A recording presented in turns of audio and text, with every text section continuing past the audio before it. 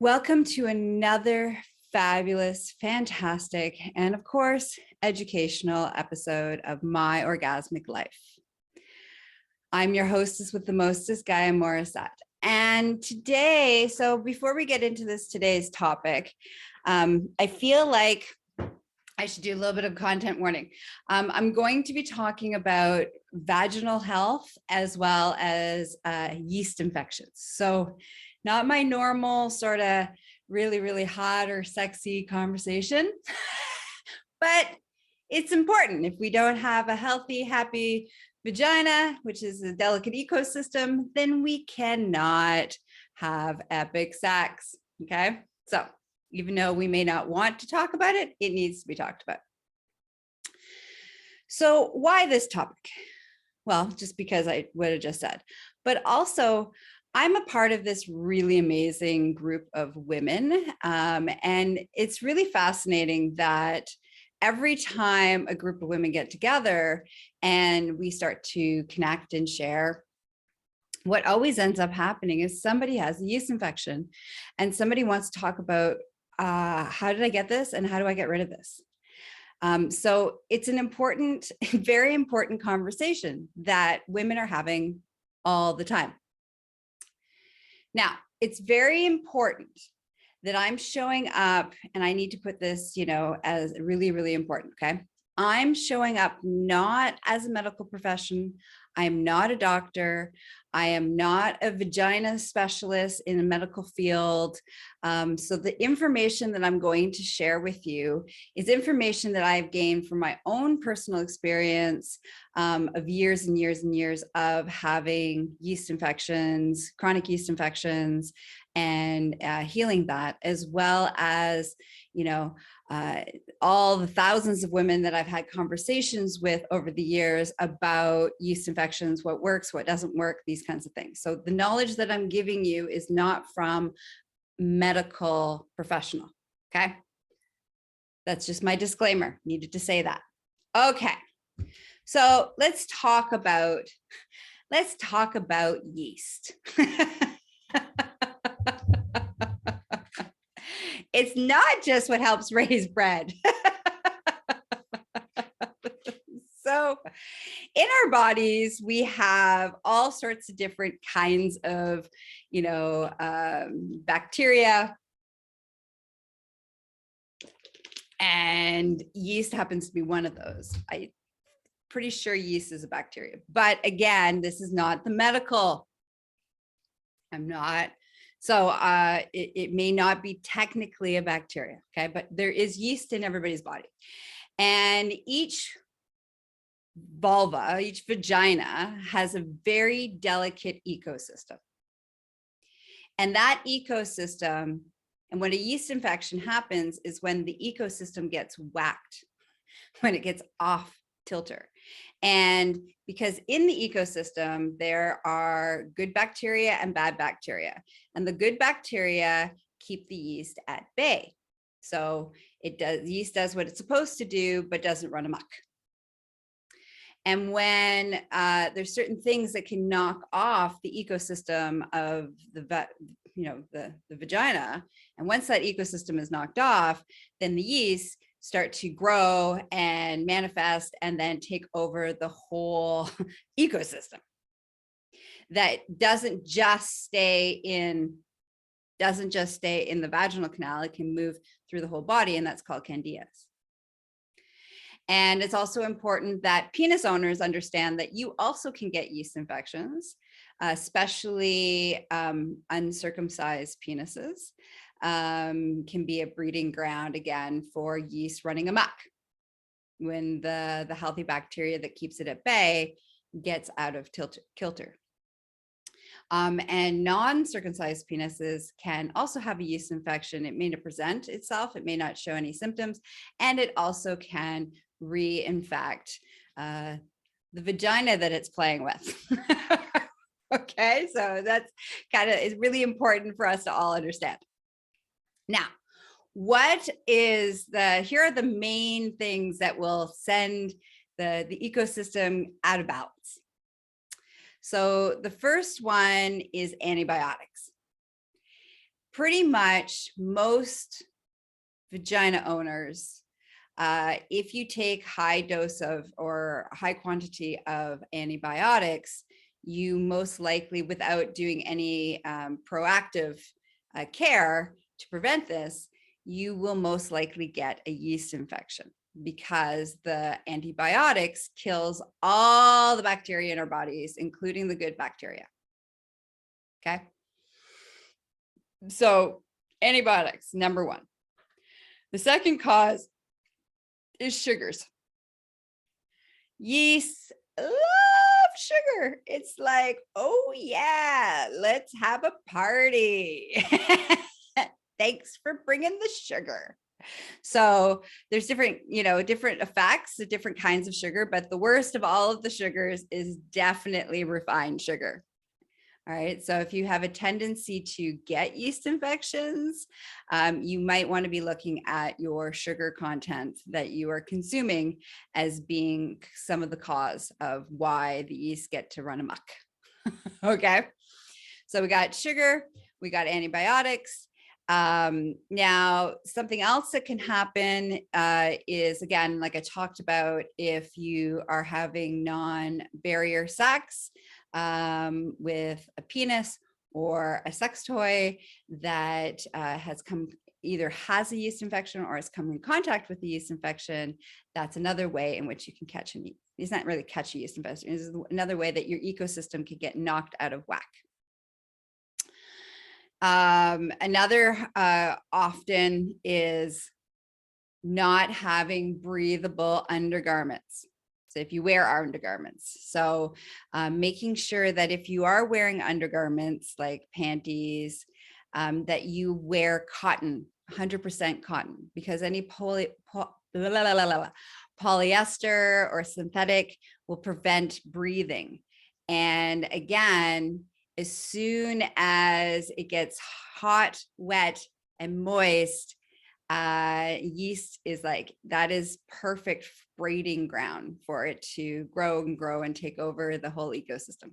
Okay. So think about, you always want a nice cool breeze. That'll help to keep the yeast at bay. Right? Pantyhose are the worst. So if you are a pantyhose wearer, you might want to change to wearing stockings so that there can be breathing in the genital area. The other thing that can help, that can knock things out of whack, is things like new soaps, fragrant soaps, douching. Now, it's really important. The vagina is a delicate ecosystem, but it is also self-cleaning. It's like a self-cleaning oven. And when we try to, douche it, unless it's with a specific reason for health purposes or, for a particular reason, doing regular douching will cause the ecosystem to run amok, which then will lead lack of good bacteria, which will keep your yeast at bay. Okay, so don't douche it. Wash it with water and swishy. And you can use, if you really want to, make sure and, really wash it. I don't want to use the word well, because that's saying that it's not well. But if you want some extra oomph, then you can do have a bath with, Epsom salts, but do not add strawberry flavored anything. Also talking about flavors. So another thing is lubes that have glycerin in them, or flavored lubes, or flavored condoms, or condoms that have glycerin lube in it. Glycerin is another form of sugar, which again will run amok and the yeast will take over. So we got douches, fragrant soaps, sugar, you want breathable, antibiotics. These are the things that cause yeast. Eating a lot of bread, having a lot of alcohol, These things also can contribute to an increase of yeast production in your body. And the last one that's really common, but we don't really talk about, is stress. That's right. Stress, baby, stress. The more emotional, physical stress you're under, the more likelihood that your ecosystem is going to run amok. And the first thing will be the yeast will run amok, and you will most likely get a yeast infection. So if you're especially if you're prone to yeast infections, if you don't tend to get them very often, your symptoms in your body when you're under stress may not present in a yeast infection. But for me, I'm incredibly prone to yeast infections. I have the most delicate vaginal ecosystem ever. So being stressed causes yeast infections for me. Okay, now how do we obviously changing up those things, course correcting, taking them out of our system. When you have a yeast infection, what does it typically feel like? So, and one last thing, sorry, is your pH balance. So your pH balance in your body will again may help yeast to grow.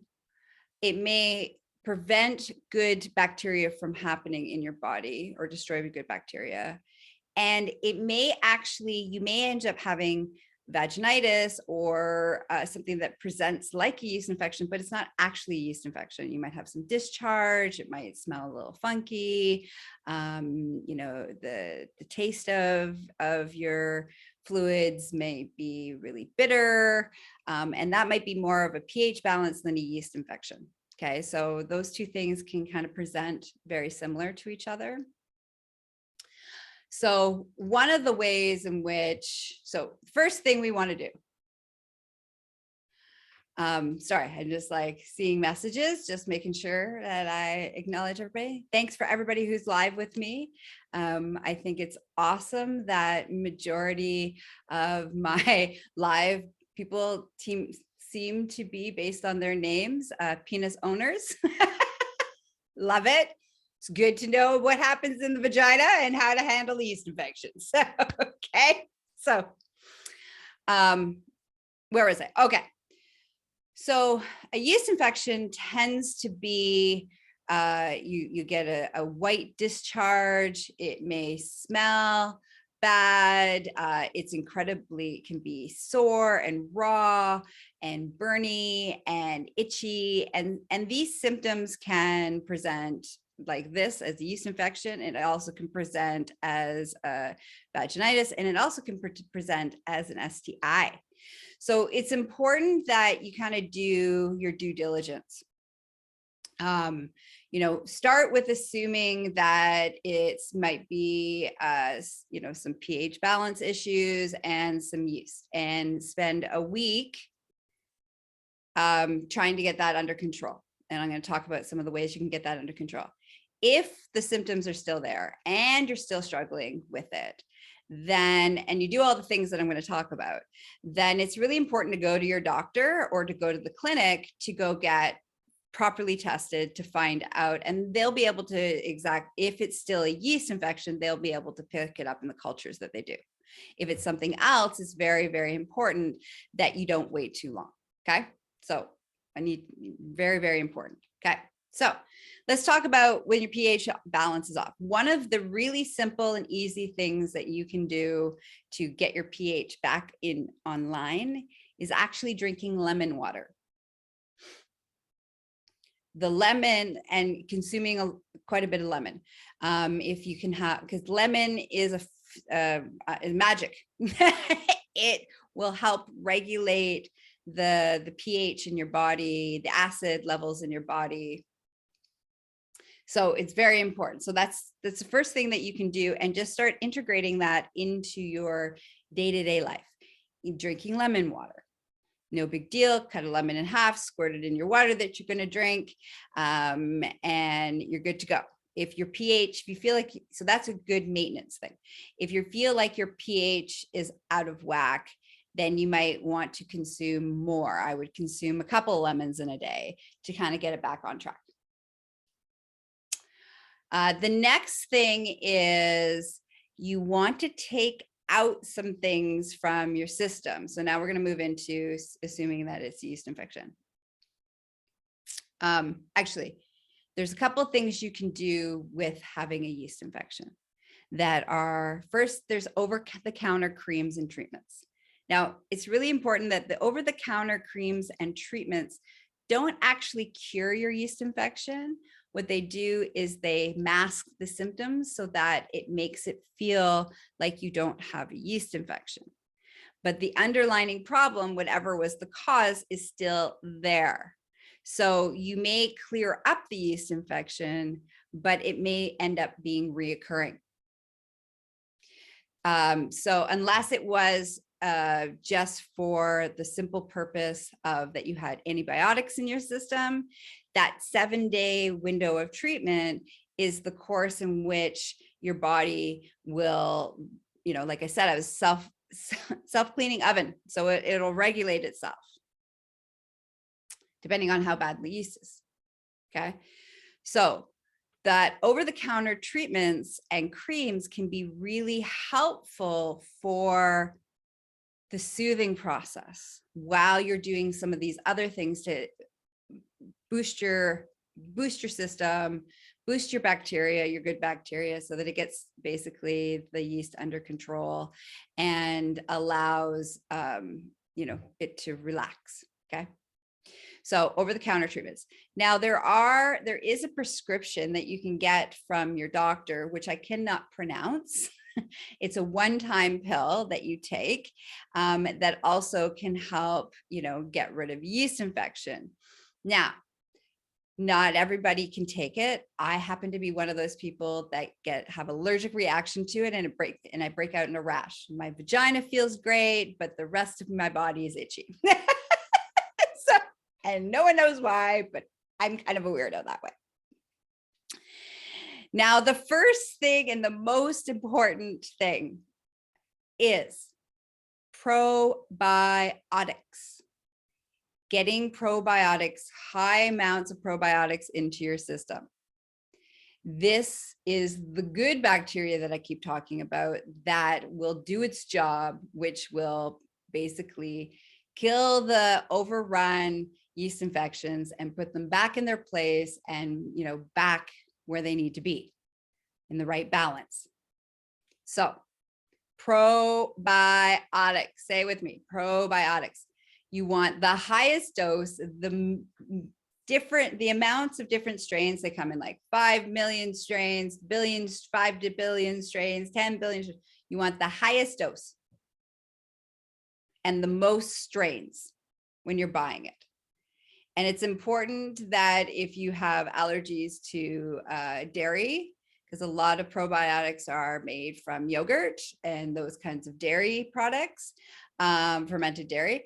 So if you're allergic to dairy, make sure you do your due diligence in what kind of probiotics that you buy. Also, the best probiotics that you buy are refrigerated. That refrigeration, because it's the live bacteria, so it needs to be cold. Okay, probiotics, probiotics, probiotics. Get lots of it in there. Thank you for everybody who's watching and all the love. All right, now the next thing is cranberry pills. Cranberry pills are really good for overall vaginal health, period. It prevents UTIs, which are urinary tract infections. It will help with yeast infections. Overall, cranberry, you can take 1 pill or 2 pills, and you want to get them in a pill form because cranberry, unless you're going to eat raw, fresh cranberries with no sugar, because most cranberries are incredibly bitter. And when you go to buy cranberry juice, what ends up happening is that cranberry juice has lots of sugar in it, which is going to be counterproductive because sugar is yeast's best friend and your enemy when you have a yeast infection. Okay, so cranberry pills. Some other soothing is baths. So you can have like an Epsom salts bath. You can have a chamomile bath. And so for anybody who's not allergic to chamomile, I know that there are quite a few people that are, allergic to chamomile. And so chamomile is a nice soothing of the skin, and it helps to relax the body, and it helps great for stress. And chamomile is like one of those miracle herbs if you're not allergic to it. So how do you have a chamomile bath? So what you do is you boil a huge pot of water. You take like 5 to 8 bags of chamomile tea. Make sure you take off any like printing or, the tag part of the tea bag. And then you just drop it into the pot once the pot is fully boiled, and you let it sit for probably about a half an hour to an hour. And then you can pour half of that chamomile water into your bath, and you can usually be able to make 2 baths out of one giant pot. And then the other is cedar. Cedar is really good for cleansing, emotional cleansing, energetic cleansing, and all sorts of bacterial cleansing. Cedar is also really good. You can have a cedar bath as well.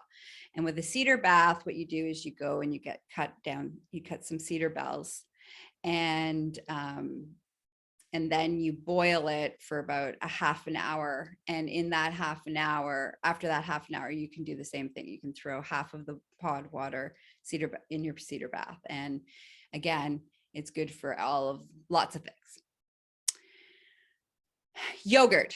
If you're not allergic to yogurt, increase your yogurt content. And again, make sure that your yogurt that you're eating isn't filled with sugar. So no yogurt with fruit, no yogurt with honey, no yogurt with sugar. It's, again, sugar is your enemy when you have a yeast infection. And you can also put a clove of garlic up in your vagina. So I find this works really well for me. I usually only need to do a day, maybe 2 days of this, where I just pop a clove of garlic. So I take a clove of garlic, I unwrap, like I peel it, and then I just pop it up inside my vaginal canal, and it stays there. I can do it before I go to bed, while I'm sleeping, and then I, pop it out in the morning, and then I might pop a new one in throughout the day, and then I'll do another one at night. And that seems to recalibrate the ecosystem for me. So, and then you get to make all sorts of ridiculously crass jokes about making garlic bread.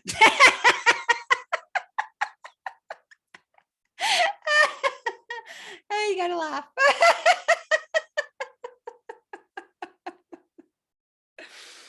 Okay, so I think that's all the things. That's all the things with the yeast infection. Again, if you do these things, probiotics, especially after you've had a yeast infection, and while you're very important, when you have a yeast infection, all how do I want to put this? If you're going to have sex without a barrier, without a condom, with anybody who you're having sex with, you need to make sure that if you're going to have sex during that period of your yeast infection, you must wear a condom so that you don't contaminate your partner or partners. Because as soon as you're done your yeast, they'll just keep giving it back to you. Okay, so that's very, very important. So while you have a yeast infection, either forgo penetrative sex, which you most likely will want to because it'll be sore, raw, and itchy. Okay, but in the event that you don't, make sure that you have a condom on during that process. Okay, number 1.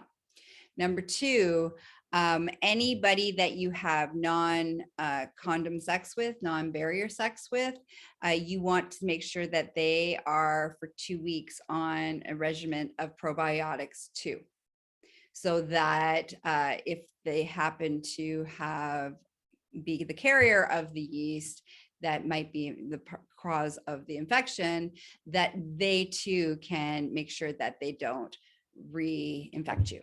Okay. So everybody go get some probiotics. Everybody take probiotics, and take probiotics for 14 days. If you had a really bad yeast infection and you did take a lot of antibiotics, then I would recommend doing a month's worth of probiotics just to get your whole, because it's not just the ecosystem of your vaginal canal, it's also your digestion ecosystem that relies on good bacteria. So those probiotic in your intestines and your digestion all needs to happen there too. Okay, so take them at least for about a month. Okay, that's it. That's it. That's all. Thanks for love. Thanks for hanging out with me. I know this wasn't a very sexy conversation, but an important one nonetheless. And to spend more time with me I am only available for professional support, meaning to hire me for coaching, to hire me for education, to hire me to help support you. I am only available in a professional capacity. I am not, and I repeat this, not available for dating, sex, flirting, getting married, or having anybody's babies. So if you want to make time, if you want to have time with me, to hire me in all the beautiful things that I do in the world to make the world a safer, sexier, healthier, and happier place, you can visit me at GaiaMorrissette.com, which is the hub to all things Gaia. And that is where you will find all the ways that you can spend time with me and hire me and all the services that I offer. And again, do not contact me if you are not hiring me in a professional capacity. I love that I've inspired you. I love that you find me attractive. I love all of those things, but that's not why I show up in the world. And it's really important to respect my boundaries. All right. Till next time, thanks for hanging out with me. I'm Gaia Morrissette. Don't forget to tip your hostess with Patreon to support the work that I do in the world, as well as visit me at GaiaMorrissette.com. And don't forget to check out all the other episodes of my Orgasmic Life, which can be found on all of your popular podcasting platforms, Spotify, Apple, Google, as well as my website. Bye-bye.